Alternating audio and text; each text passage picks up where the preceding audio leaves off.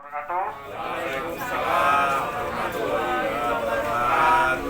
oke, semuanya selamat datang di objek wisata sejarah Keraton Kasepuhan Cirebon. Jadi untuk sejarah awal atau sejarah tempo dulu, nama Keraton Kasepuhan ini dulunya atau awalnya dengan nama Keraton Pakungwati. Ya, jadi Pakungwati udang, Wati artinya perempuan sebelum nama Keraton Kasepuhan. Jadi nama keraton zaman dulu ini diambil dari nama putri atau anaknya Pangeran Cakrabuana yang bernama Imas Pakungwati. Ya, jadi Keraton Pakungwati ini berdiri pada tahun 1430 Masehi. Ya, berdiri pada abad ke-14. Pendirinya adalah Pangeran Cakrabuana atau nama aslinya adalah Pangeran Walang Sungsang. Ya, jadi Pangeran Walang Sungsang ini adalah anak pertama dari Raja Pajajaran yang bernama Prabu Siliwangi.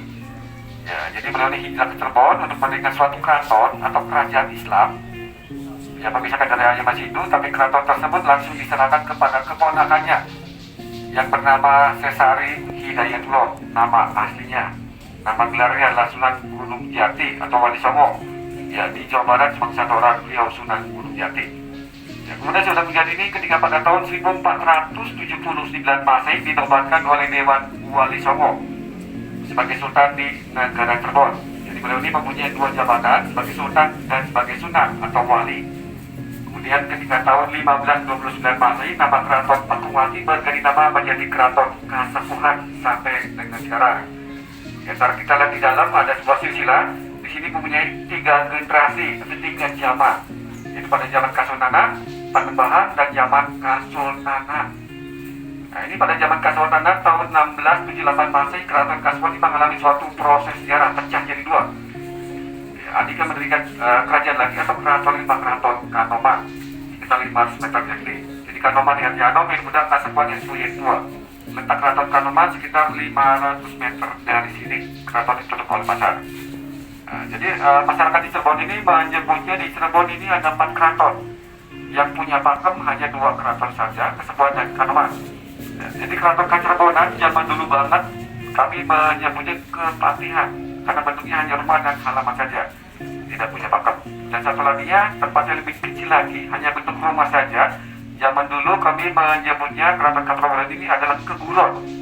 Keguruan ada keguruan untuk belajar ilmu agama dan sebagainya, khusus keluarga keraton. Ya, kemudian urutan baluan keraton, urutannya dari depan di samping kanan ada sebuah masjid yang terkenal di Cirebon dengan nama Masjid Agung Sang Cipta Rasa yang dibangun oleh para Wali Songo. Di dalam Masjid Agung tersebut ada satu tradisi sampai sekarang masih dilakukan, yaitu tradisinya setiap sholat Jumat saja ada azan pitu yang artinya 7 orang berbarengan memandang azan setiap sholat Jumat saja. Tapi untuk sholat harian 1 orang muadzzinnya. Kemudian urutan baluan yang kedua, sekarang kita berada di lokasi komplek pendopo Siti Inggil. Ya, Siti artinya tanah, Inggil artinya tinggi. Jadi bangunan ini dulu difungsikan sebagai tempat podium untuk melihat upacara yang berlangsung di alun-alun Kasepuhan. Ya, nama upacara zaman dulu kita sebut upacara Sabtonan yang diadakan tiap hari Sabtu. Ya. Kemudian kalau kita perhatikan di bangunan pendopo Siti ini ada 5 bangunan tanpa dinding. Ya, contohnya yang kedua dengan nama Mande Semarti, lalu di sana tempat duduknya penasihat raja. Ya, di sini alhamdulillah tempat duduk Sultan beserta keluarganya dengan nama Mande Malang Semira. Yang satu 5 dengan nama Mande Panglima, di sana tempat Panglima Perang. Yang tang ini adalah Mande Pengiring, tempat para pengiring raja. Yang terakhir ini adalah Mande Karsmen, tempat dibunyikan gamelan gong sekaten. Ya, gamelan tersebut masih dibunyikan di sana setahun 2 kali setelah sholat Id.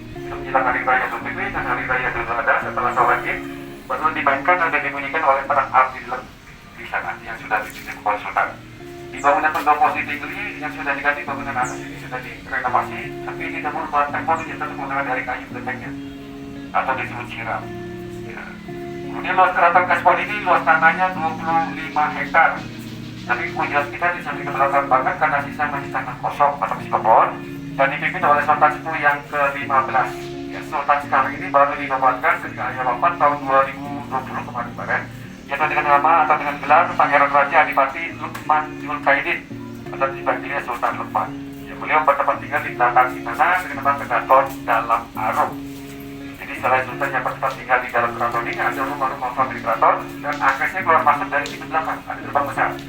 Jadi jembatan yang ditutup ini dibukanya ketika upacara adat dan upacara penerimaan tamu kebesaran, barulah jembatan ini dibuka. Ya, sebelum ke dalam ada pertanyaan apa tidak? Yuk kita lanjut, kita awan dicek barang-barangnya, barang ketinggalan. Ya, barang ketinggalan.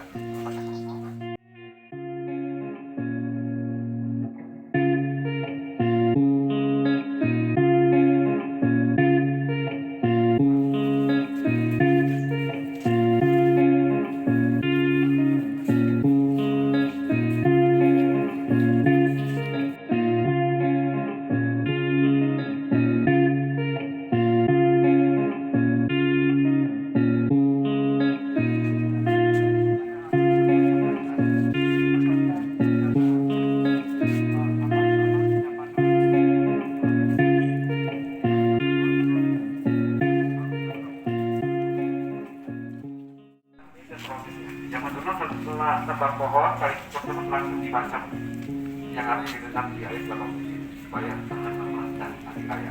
Macam sekarang di sini diopat macam sekarang.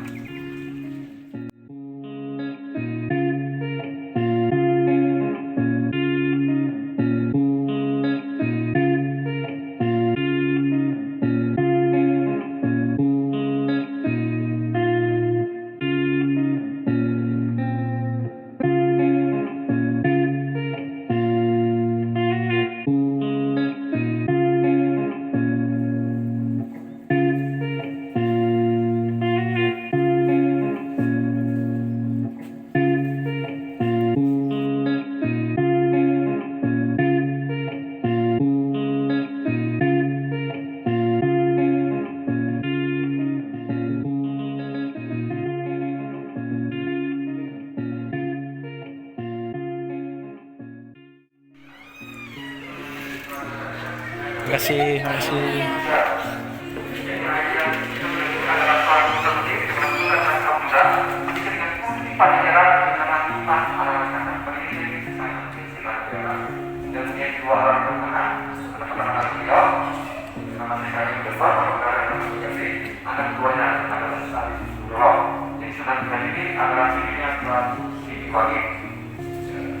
Kalau rakyat yang datang dari film ini penyimpangan adatnya dan makamnya juga di daerah Gadok, rakyat yang datang. Dan dia dikabarkan sudah menjadi oleh Dewan Wali Songo baru Sultan di Negeri Sembor pada tahun 14 dan pasti. Dalam siswa ini terdapat 3 generasi dari pada zaman kesultanan perkembangan zaman kesultanan. Pada zaman kesultanan wali ini menjadi 2 rumah keraton Songo. Di mana kemudian ini oleh Sultan yang jelas itu banyak saja. Jadi Sultan bisa menjadi dalam sebenarnya ayat 9 menjadi beliau yang tadi. Ya, tapi beliau tidak mau Sultan tapi mau Sultan saja. Sudah, silakan dipikirkan oleh siapa?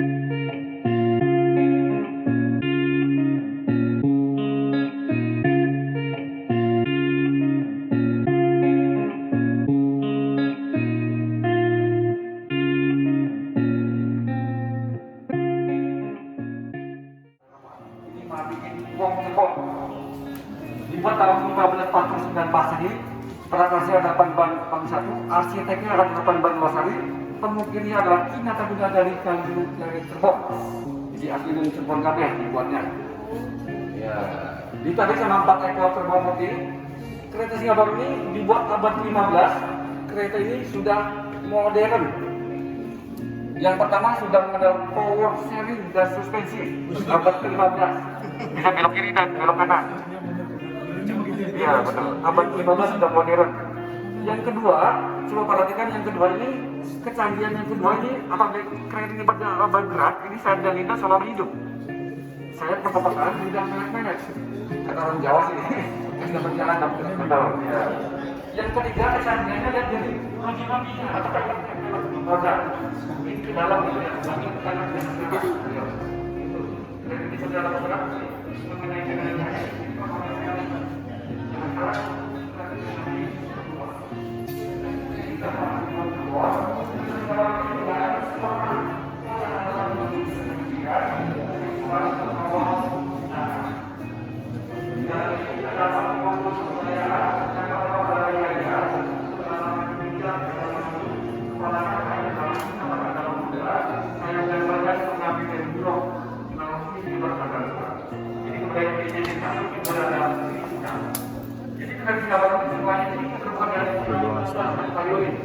dan masa kita ini tahun 1940 dan kita ini nantinya karena ini membuat dua ini kan nanti ada di belakang sebelum kita keliling foto apa aja sini foto-foto kita foto kolamnya juga bagus, foto bersama-sama juga bagus.